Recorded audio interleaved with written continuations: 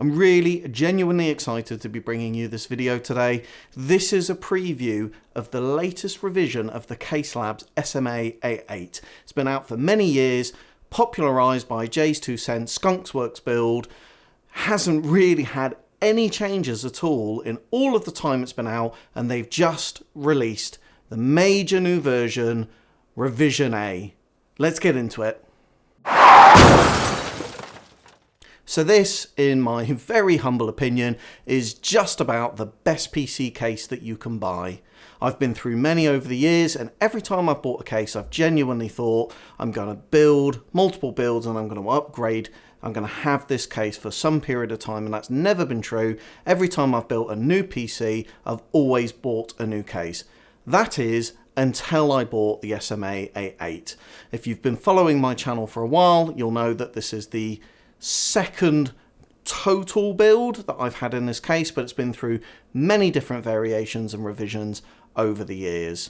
I've had a 6900K in this build, and the latest installation that I've got is the Threadripper 1950X 16 core 32 thread beast. And this case is just a genuine pleasure to work in. If you're a water cooler, this is just about the best case subjectively, in my opinion, that you can actually get. There's plenty of room to work around in there. It supports 560mm radiators in the bottom. There's not many cases available on the market that can do that, and it's just spacious and clean and simplistic in its design, and I just really can't fault it. So I had slightly mixed feelings when I heard that Caselabs were doing a new revision of this Caselabs SMA8. It's really easy when you do these new iterations of cases to lose the essence of essentially what made that case that case. I'm really pleased to say that Caselabs really have kept the general penchant for clean, straight lines and simplistic geometry, whilst actually bringing some really new modern features to that case. And following most case manufacturers' trends, that starts with the inclusion of tempered glass. Not only is that available as a beautiful side panel, and you can get an XXL extra large side panel available in the SMA8, also with the tempered glass, but you can actually get tempered glass to go in the front of the case and actually still install fans and radiators behind that. And if you think about some of the great RGB fans that are available from Corsair, that really could look fairly stunning, not obstructed by all of the ventilated aluminium that you've got on the current build that I've got in place. The top radiator now drops in from the top, whereas from before you actually had to put that in from the bottom, so it makes building that a whole heap more straightforward.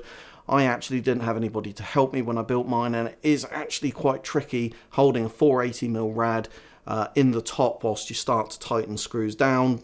Clearly, once you've got a couple in, it's a little bit more straightforward, but having a nice bracket that just allows you to drop the radiator, well, at least I'm assuming it's a bracket, I couldn't actually find a picture of this, that drops in from the top will make that whole process much easier, so that you can fasten down the screws outside of the case pre-build. It's also got a revised bracket for the 560mm radiator that goes down in the basement. The old version of this was a friggin' nightmare. It actually came in from behind, and that's fine if you've got absolutely nothing in the case and you can actually drop your bracket, your fans and your radiator in from the other side, put it in at an angle, and then you can jimmy it forward and screw it down. I've actually got brackets on both sides of my build because I've got a 560mm radiator in the front, and I've got a dual 140mm radiator, a 280mm radiator in the back, and actually getting that in with the PSU mounted in there as well, because you actually have to get it in at an angle, then pull it forward before you can tighten the screws down, I have to say was a real pain in the arse. So a really welcome revision to this case, being able to push that bracket in from the outside and tighten those screws down. I think the most exciting feature on this new case is it now supports vertically mounted GPUs. You can get that in a couple of different flavors. You can get 2-slot vertical mount, which will support one GPU. That actually still has all 8 of the slots that are mounted horizontally behind it, so that could be quite good if you've got multiple cards that you want to make use of. Clearly, if you've got an SLI setup, then your bridge is going to generally be restricted to the flexible ribbons, which I'm not a massive fan of. They don't look great. You can also get a 5-slot vertical mounted GPU bracket. That doesn't allow the space, unfortunately, to have the 8 in the back, but that does mean that you can have 2 GPUs mounted vertically, which will then allow you to use one of the more rigid SLI bridges. So really it depends on what you want to use your PC for and how much flexibility you want. I should say that the ribbons to connect your PCI slots up into the vertical mount are included with the case. They're not particularly expensive to buy anyway, but Caselabs do include them. There's a new cable management system in the back. I have to say that was one of the things that I did find slightly lacking in the older version of the SMA8. It does have points on the case that you can attach cable ties to, and generally it was okay. I mean, you get quite a lot of depth in the back of the SMA8 anyway, but there's some really well thought through mounting points now that really, judging by the photographs, really have braided cables in mind, which is great because, again, if you follow my channel, you'll know I make my own braided cables. So, you know, that just looks like a fantastic addition as well.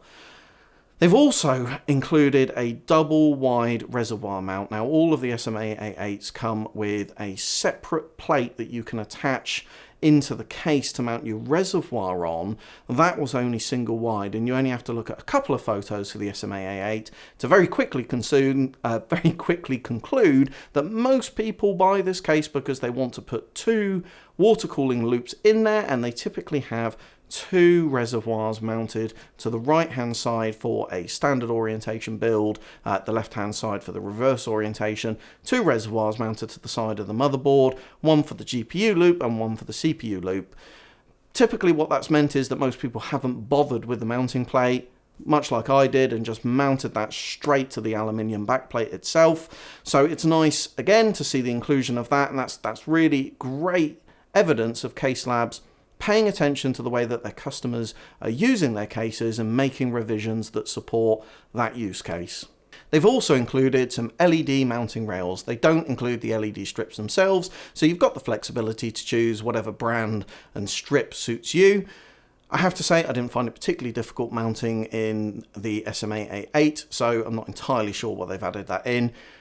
But I have to say the Luminous Midplate just looks gorgeous. The entire midplate that separates the basement from the top compartment lights up. It is an optional extra, so you don't have to include it in your build, and it just looks sensational. That's really going to brighten up that build, and when you go for something as luxurious and extravagant as something like an SMA8, you really are going to want to show off what presumably are going to be some pretty high-end components. Clearly this means you're not going to be able to drill down through it and fall on you for anybody who tries that, but they have left a fairly wide strip of aluminium at the back of that plate, and they've also included some grommets that you can mount either your tubing through or you can drill through the aluminium at the back. So again, careful consideration for what this case is really intended for. The front panel connectors also now include a USB Type-C, which is great to see. There's a spattering of motherboards that are starting to include this, but not all, so do make sure you do your research on those. And also great to see a HDMI port included on the front. If you're a VR gamer, then that's going to make attaching your VR headset to this build much more simple. You've got all of the USB ports and the HDMI ports on the front of the PC, no more routing around the back, and then that gives you extra length of cable to actually move around when you're actually enjoying your VR experience. I have to give it to Caselabs. This is a fantastic update and revision to what was already arguably the best water cooling case on the market. They've also managed to keep the overall aesthetic very similar. It's still clearly an SMA8. It's just a revised, a more modern version of it. So there we go guys, I hope you're really well wherever in the world you are. Please like and share this video and subscribe if you're not. And I'll see you in my next one.